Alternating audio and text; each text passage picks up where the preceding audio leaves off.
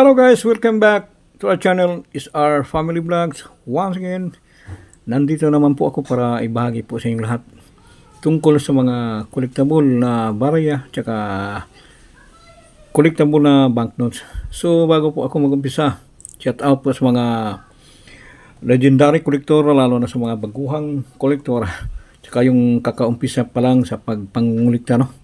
So shout out po sa inyong lahat, Luzon, Visayas, Mindanao, lalo na sa kagrupo ni isa dyan sa labas ng bansa, no? Sana na sa palagi kayong mabuting kalagayan, no? Malayo po tayo sa sakit, always free lang po tayo, no? Patuloy sa concentrate sa trabaho, no? So yung ibabahagi ko ngayon guys, no, bagong huli ni Isar, no?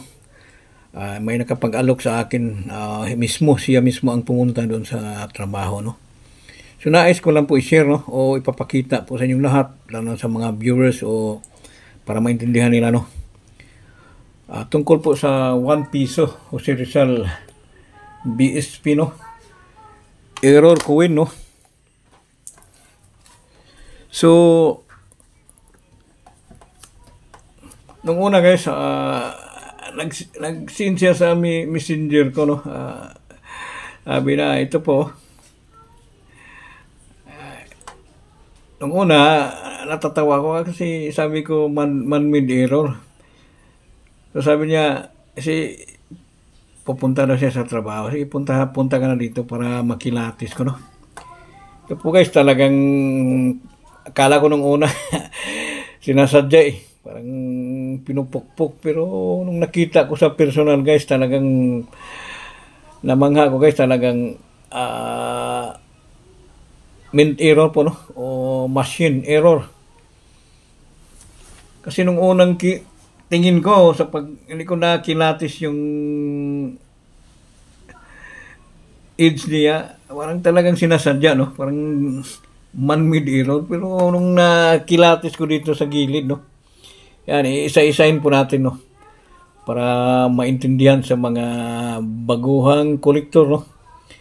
Yan, hindi magawa ng tao yan. Yun sa edge pa lang, oh. Diyan ako naniniwala na talagang legit error, no. Yan. Kahit sinong tao, hindi magagawa yan.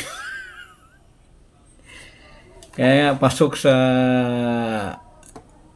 error to, legit talaga. Talagang rare. Oh. Dito po sa edge. Malinaw ba guys, no? Medyo malikot yung kamay ko. Wait lang, no? Linawin natin na. Para makita talaga sa mga viewers, no? Yan, no? Dito pa ako naniniwala sa edge.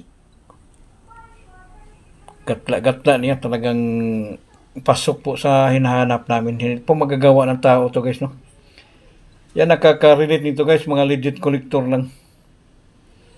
Kasi si Isar, hindi kami basta-basang bumibili ng error na hindi namin makilatis. Kailangan kilatisin ko muna o makikita ko sa personal, no. Yan ito guys, pasok po ito sa hinahanap namin, no. Magnetic coin lang po siya guys, no. Magnetic 2017, no. Kaya hindi ako naniwala nung unang alok niya. Ay sabi ko, meet up tayo para kasi may nakikita kong mga ganitong klaseng barya, parang sinasadya eh. Pero ito hindi talagang 100% error, no. Yan, hindi magagawa ng tao yan, kahit sinong tao.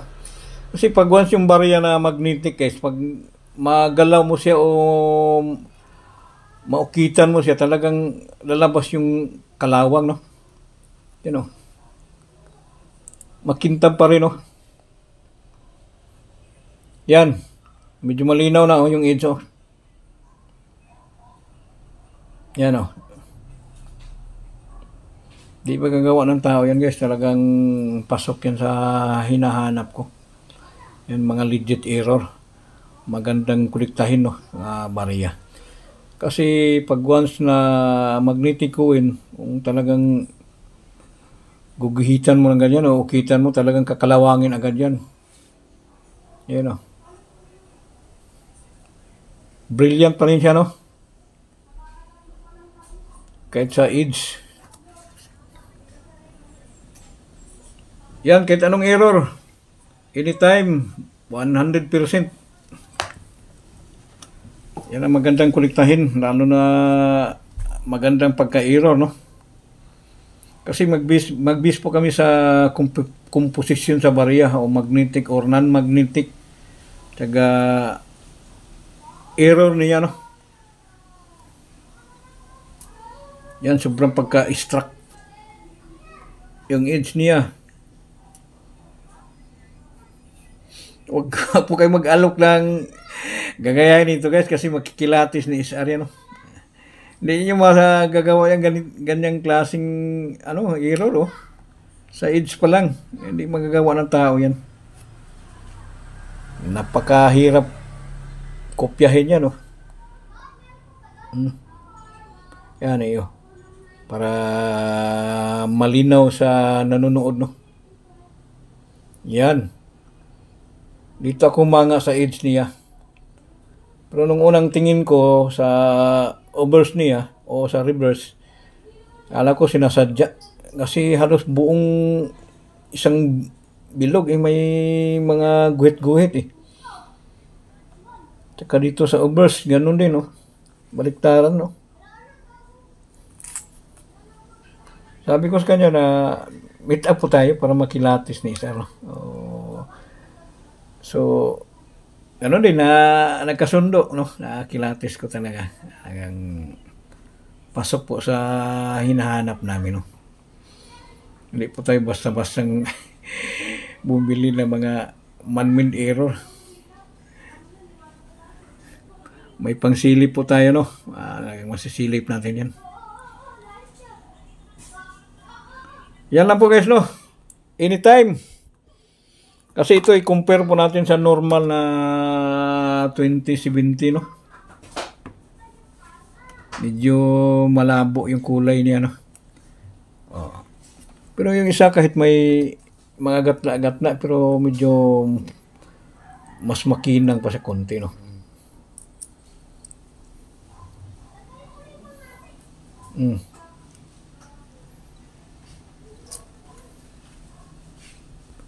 Nakarelate dito, mga legit connector lang, no? Yan. Yan, 100% yan. Pasok sa hinahanap po namin. So, mga viewers, lahat ng may hawak na mga error, pwede kayo anytime magpasa sa FB feeds po namin, no? SR Family Vlogs. Kulay asol po. Anytime po kayo mag-message doon, magpasa ng barya, no? Yung mga picture para makilatis agad namin. So, pag mag-alanganin pa ako, pwede tayo meet up, no? Para makita ko po sa personal. Kasi si SR, masilan po sa mga padala-padala, no? Pasensya na po. Ayaw po namin yung mga padala-padala. Gusto ko yung meet up, no? Para iwas ko na lang po, no? Ganun talaga para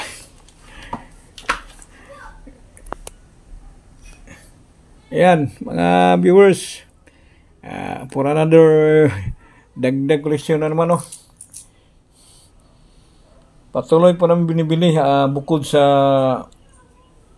silver coin o hard to find coin. Ito po mga error, no? Any kind of error o magnetic or non-magnetic paper bells, basta may error, magkasundo po tayo sa presyo. Yan, patuloy po namin binibili, no? So yan lang po, no? Ang ibabagi ko ngayon, no? Para may dagdag sa mga koleksyon namin, no?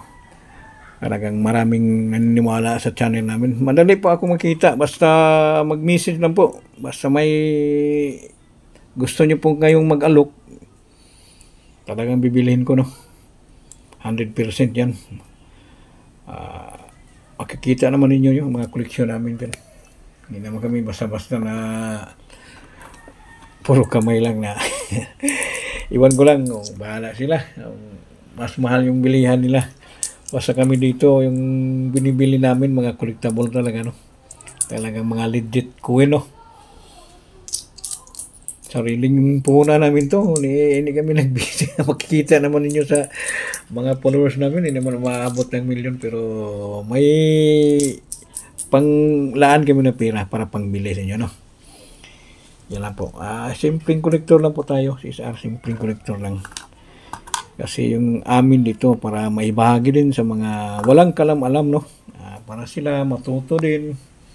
Hindi na sila ma-stress sa kakaalok. Sana kung may totoong bumili na mahal, mas maganda, no? Sana yung... Pero sa amin dito, okay lang, masaya na kami. At least may share namin yung mga koleksyon namin, no? Hindi kami basta-basta bumili na hindi collectible. Kasi nakakahiya yan sa mga grupo namin, mga legit collector. Kasi marami tayong mga collector, no? Mga legit collector, lahat na nanonood din yan sila. Nag-biscuit yan sila sa mga vlogger, no? Kasi kami dito, makikita din namin kung sino, kakilala namin lahat kung sino ang legit collector, no? So, yan lang po, no? Thank you. Thank you very much. Always panunod lang sa channel namin para matuto pa kayo, no? Thank you. Thank you very, very much.